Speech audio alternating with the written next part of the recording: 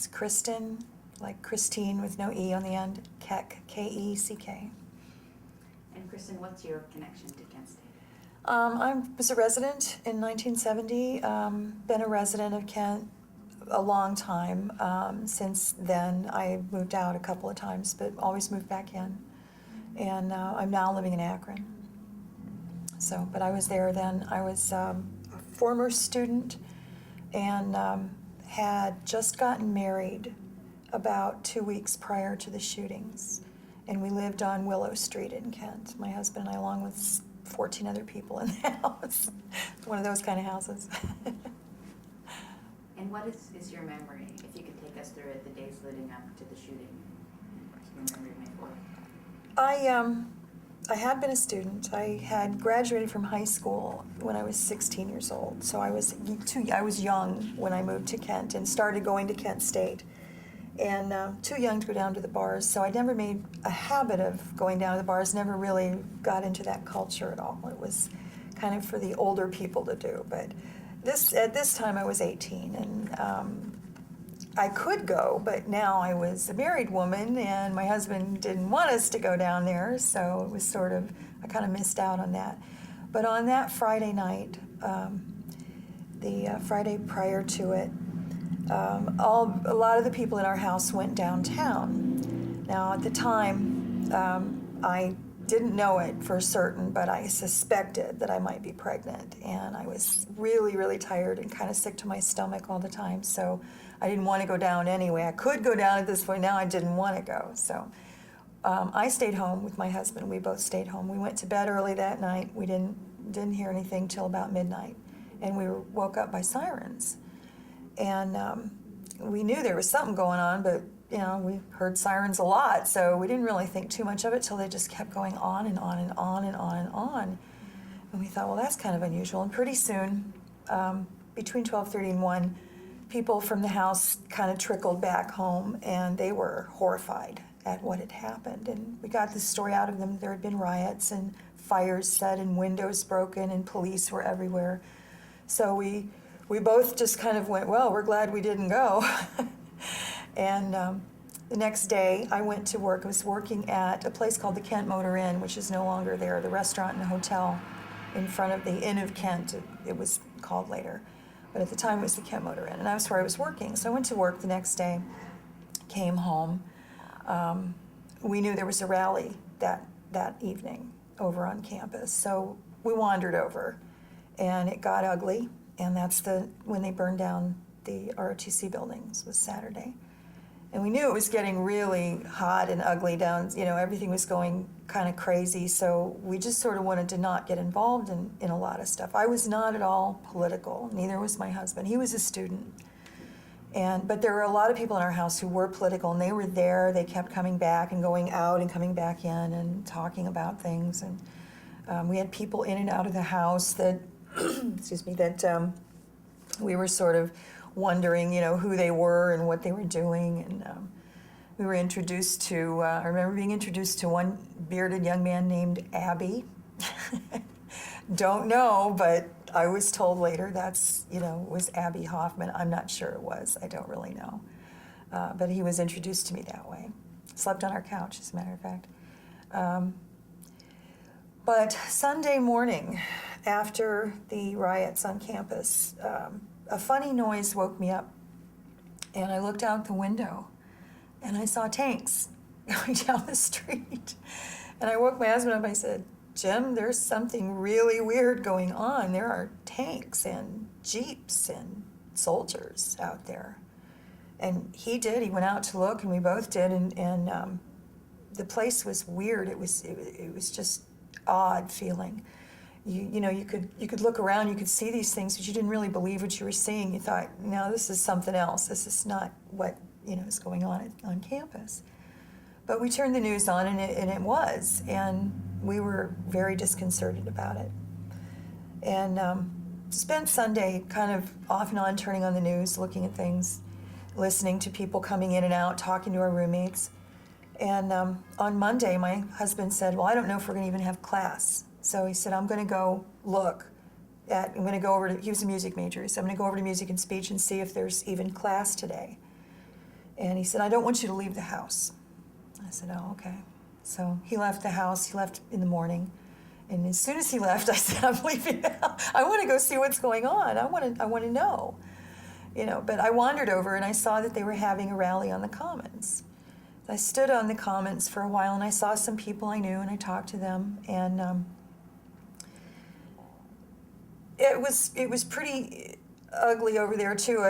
It was hard to see what was happening. It was really difficult to get. I did not get involved in anything. I didn't go up to the crowds, or I stood on the edge of the crowd and I could see on this side of the Commons the guard was all lined up in formation, and there was this big open empty space in the middle on that field.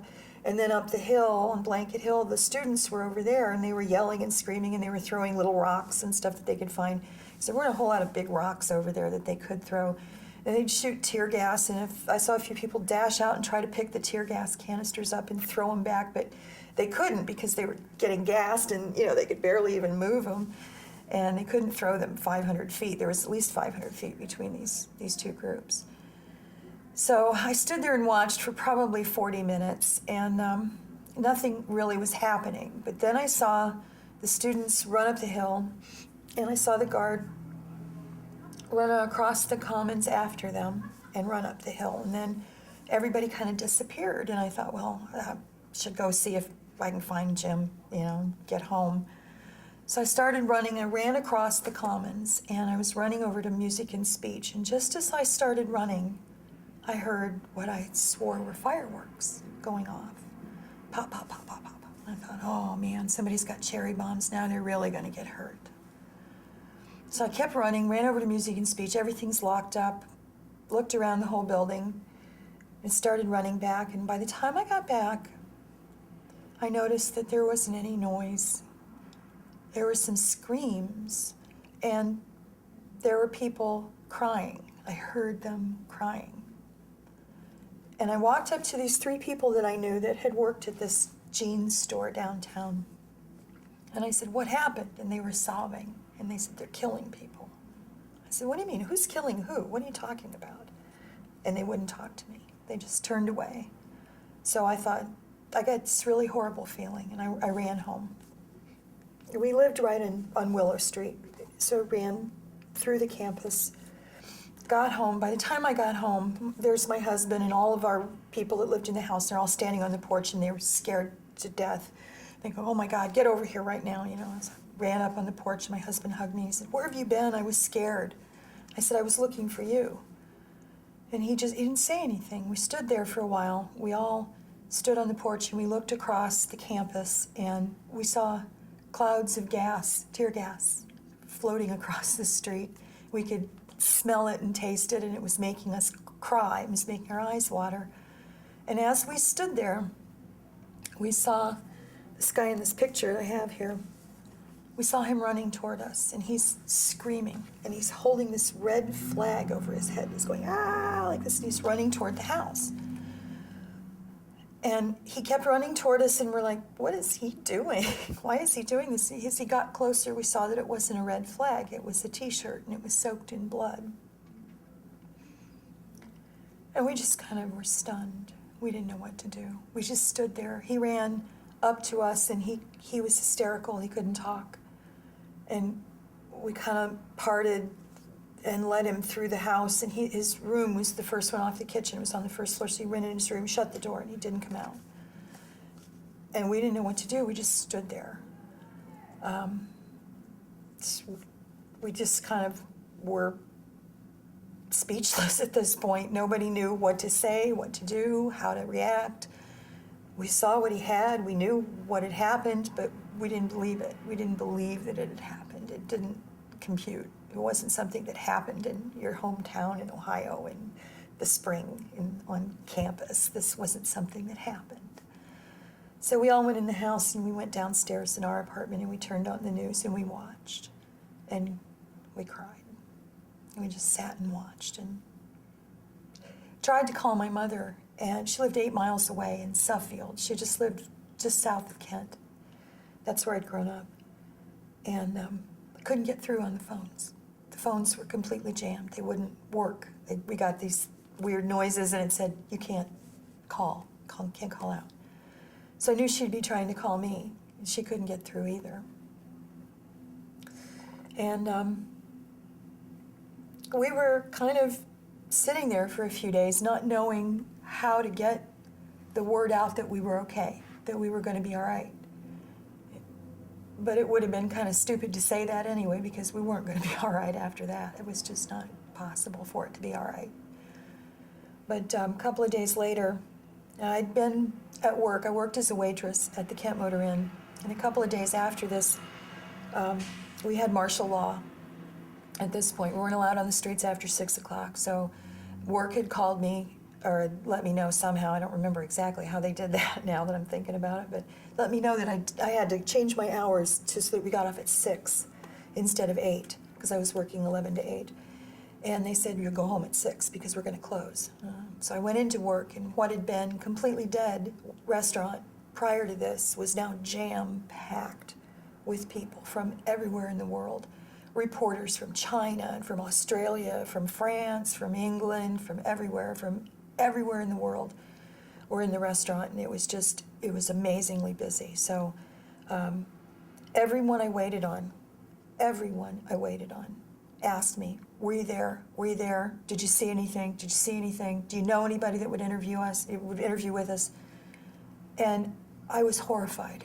I don't know why I was, but it just felt like an assault to be asked that for right now. Just, I didn't say, I kept saying, no, I wasn't there. I wouldn't tell them I was there.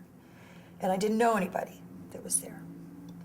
And then one guy from Australia took me aside and he said, look, he said, I know you were there. He said, can you talk to me? And I said, I'm not talking to anybody. I don't want to talk to anybody. He goes, do you know anybody that will talk to me? He says, I just don't have a witness story. And I thought about Ken, the guy that had the shirt. And I said, I don't know.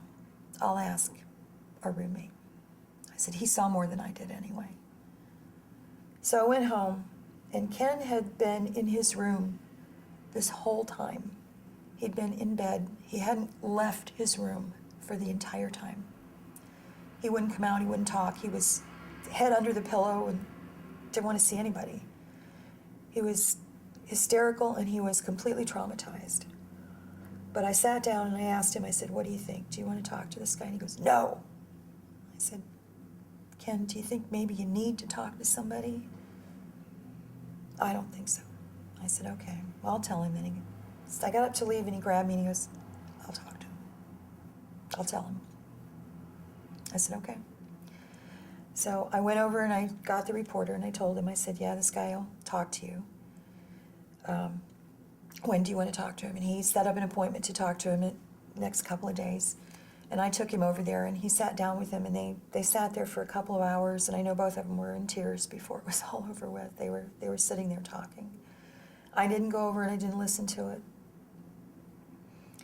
But by the 8th of May, 4 days later, I found out for official sure that I was pregnant.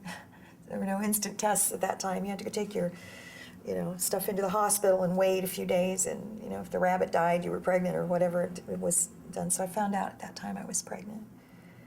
And again, I was horrified. I couldn't imagine having a child now. I just couldn't imagine bringing a kid into the world at this point. In this crazy, crazy, crazy world, it was frightening to me to be a parent. To know I was going to be a parent and not be able to do anything about it. Just have to deal with that and have to tell my child about this day someday. But I did have him that December. He was born December 6th. And I coped. We moved to Illinois for a year and a half, where my husband was from, and then my husband and I split up. It was not one of those good relationships in the first place, and I came back and lived back here. By the time I got back, things had changed. Everything had changed. The world was completely different. So that's it. Do you want to show us the photographs that you brought with you? This was taken here. This was taken a few days after I was married. I was married April 21st, 1970, and that's me and my husband, Jim, sitting on the steps of the Willow Arms, 328 South Willow Street in Kent, where we lived. And this is the young man who had the t-shirt. His name was Ken, I think. Honestly, I don't really remember if that was it, but I'm pretty sure that was it. He was taking a picture of us, and we also had a picture that was being taken of us, of him taking the picture. So, and there's some puppy over here. I don't know who the puppy belonged to. But I look at this picture and I think, you know, this is such a different time. You know, it was just a week or so later that all hell broke loose. Just everything had changed in the whole world. So it's kind of telling to me, you know. How did your experience at Kent in May of 1970 impact your life? In a weird way, I think. Because I was a parent, I had to find some way of dealing with it in ways that my friends didn't. They were activists, a lot of them. They were more involved in politics. I didn't think I could afford to do that. I thought, now I have to grow up. Now I've got to be the grown-up and the responsible person. I've got to be the one to be the parent. I've got to be the one to teach my kid what he should be doing with his life now. And it was different for me, a lot of this. I wouldn't for a long time, 25 years, I would not go back to the site. I would not talk about it. I would not admit that I was there. I would not say I was a participant. I had participated in a couple of the rallies, you know, back when I was still in school, and I had marched in the downtown rally, the anti-war rally, and I'd had friends who had gone to the tent city in Washington, D.C., and, you know, been to talks and stuff, but I'd never really been very committed politically. But now I had to make a choice, and I chose not to be committed for a long time.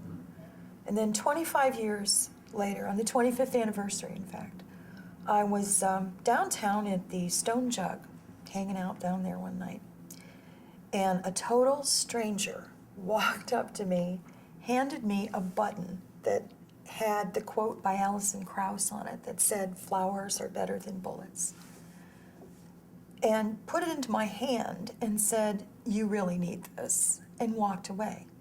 I don't know who it was. I never did know. Never met the person before, never saw him again. And I looked at this button and I thought, I need this? Why would I need this? But I put it in my purse, and I took it home, and I still have it. It was very strange, because a few days after this, I was at a gathering. I had joined Mensa, and I was at a Mensa gathering in another city. And one of my Mensa friends walked up to me and said, "I understand someone gave you a button that had a quote by Alison Krauss on it." And I was like, "What?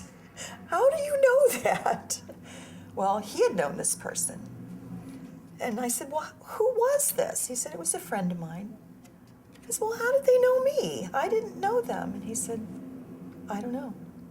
I can't explain it." He said, "I don't know. He told me that he met you in a bar in Kent, and he gave you a button." I still have no explanation for this. None whatsoever. Nobody could figure out what had happened or how it had connected up. But I still have that button. And I thought, maybe it's time for me, maybe this is some sign or something to go see the memorial, because they had built the memorial by that time. So I did. I went over there and saw it. And not long after that, I even took someone else over and showed them where it all was, and showed them where I'd stood and what I'd seen. And it was the first time I'd ever talked about it. And then it kind of died into the background for a long time. My kids grew up, and, you know, they're adults now. And I hadn't really thought about it at all until this last year, and I realized it's now not so much a memory as it is history. It's not as painful, but then again it is, when you think about it. It just doesn't really ever go away. And I work for the Marine Corps, I work for the military.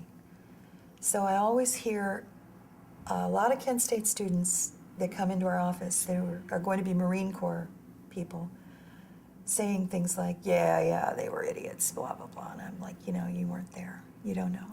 Don't say that.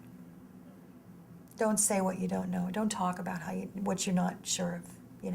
You read what you read in books, but you don't know what it was like living in Kent as a student at the time, how hostile people were to you. You don't know how you felt so separated from, the world, but you knew that you weren't separated. You were a part of it, and you just knew that if you said things loud enough or big enough or with enough force that you could change them. And I said, you don't really understand that now. So that's my story. Well, thank you so much for sharing your story You're with us welcome. today. Thanks.